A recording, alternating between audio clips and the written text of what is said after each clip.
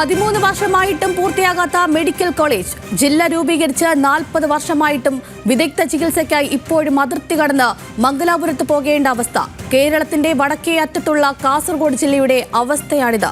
പുതിയ സർക്കാർ വന്നതോടെ കാസർഗോഡ് ജില്ലയിലെ ആരോഗ്യമേഖലയ്ക്ക് ശാപമോക്ഷമാകുമെന്ന പ്രതീക്ഷയിലാണ് നാട്ടുകാർ.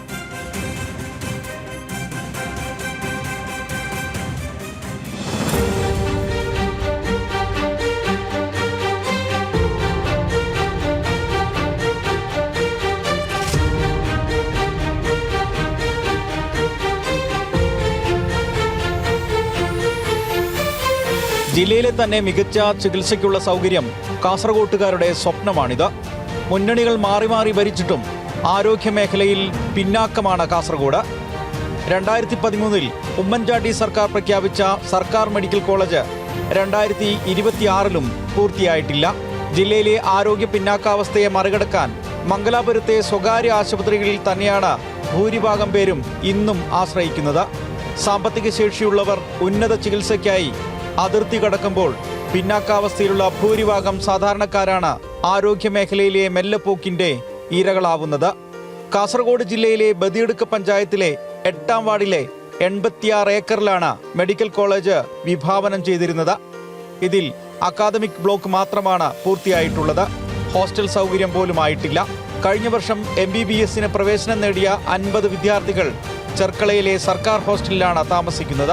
കാസർഗോഡുകാരുടെ ചിരകാല സ്വപ്നമായിരുന്നു കാസർഗോഡ് ഗവൺമെൻറ് മെഡിക്കൽ കോളേജ്.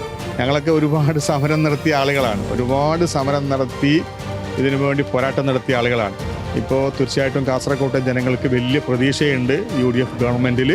അപ്പോൾ തീർച്ചയായിട്ടും എത്രയും പെട്ടെന്ന് ഈ ഹോസ്പിറ്റൽ കെട്ടിടത്തിൻ്റെ പണി പൂർത്തിയാക്കി ഇവിടെ കടുത്തിൽ ചികിത്സ ആരംഭിച്ച് പാവപ്പെട്ട രോഗികൾക്ക് വേണ്ടിയുള്ള തുറന്നു കൊടുക്കൽ നടത്തണം എന്നാണ് കാസർഗോട്ടെ ജനങ്ങൾക്ക് വേണ്ടി ആവശ്യപ്പെടാനുള്ളത്. മെഡിക്കൽ കോളേജ് ആശുപത്രി കെട്ടിടത്തിന്റെ നിർമ്മാണം ഇപ്പോഴും പൂർത്തിയായിട്ടില്ല. ആദ്യഘട്ടത്തിൽ നിർമ്മാണം ഏറ്റെടുത്ത കമ്പനിയുമായുള്ള നിയമപ്രശ്നങ്ങളായിരുന്നു വർഷങ്ങളോളം നിർമ്മാണം നിലയ്ക്കാൻ കാരണമായത്. ഇതിന്റെ സാങ്കേതിക പ്രശ്നങ്ങൾ പരിഹരിച്ചത് കഴിഞ്ഞ മാസമാണ്. ഊരാളുങ്കൽ സൊസൈറ്റിയും മുംബൈ ആസ്ഥാനമായ മറ്റൊരു കമ്പനിയും മെഡിക്കൽ കോളേജ് ആശുപത്രിയുടെ നിർമ്മാണ പ്രവർത്തനങ്ങൾ പുനരാരംഭിച്ചിട്ടുണ്ട്. കോവിഡ് സമയത്ത് തന്നെ എത്രയോ ആളുകൾ ചികിത്സ കിട്ടാതെ നമ്മുടെ അതിർത്തിയിലും മരിച്ചു കിടക്കുന്ന സംഭവം നിങ്ങളൊക്കെ റിപ്പോർട്ട് ചെയ്തിട്ടുണ്ട്. ഒരുപാട് മീഡിയയിൽ വന്നതാണ്.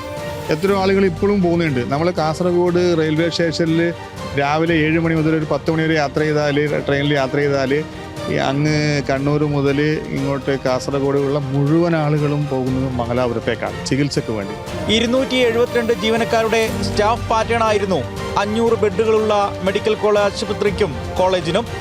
നിലവിൽ പഠന വിഭാഗത്തിൽ മാത്രമാണ് നാമമാത്രമായ അധ്യാപകരുടെയും അനുബന്ധ ജീവനക്കാരുടെയും നിയമനം നടന്നിട്ടുള്ളത്. നിലവിൽ മെഡിക്കൽ കോളേജിന്റെ അക്കാദമിക് പ്രവർത്തനവും നിർമ്മാണ പ്രവർത്തനവും മറ്റും ഏകോപിപ്പിക്കാൻ അഡ്മിനിസ്ട്രേഷൻ സംവിധാനമില്ല.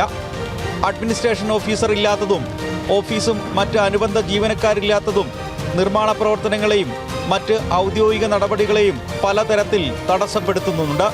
പ്രതിപക്ഷ നേതാവായിരുന്നപ്പോൾ UDF സർക്കാർ വന്നാൽ ആരോഗ്യമേഖലയിലെ പ്രഥമ പരിഗണനകളിലൊന്ന് കാസർഗോഡ് മെഡിക്കൽ കോളേജ് നിർമ്മാണത്തിനാകുമെന്ന് ഇപ്പോഴത്തെ മുഖ്യമന്ത്രി VD സതീശൻ അന്ന് നൽകിയ ഉറപ്പിലാണ് കാസർഗോഡിന്റെ പ്രതീക്ഷ.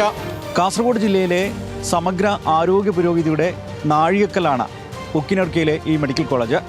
പക്ഷേ വർഷങ്ങളായി നിർമ്മാണം പൂർത്തിയാകാതെ കിടക്കുകയാണിത്.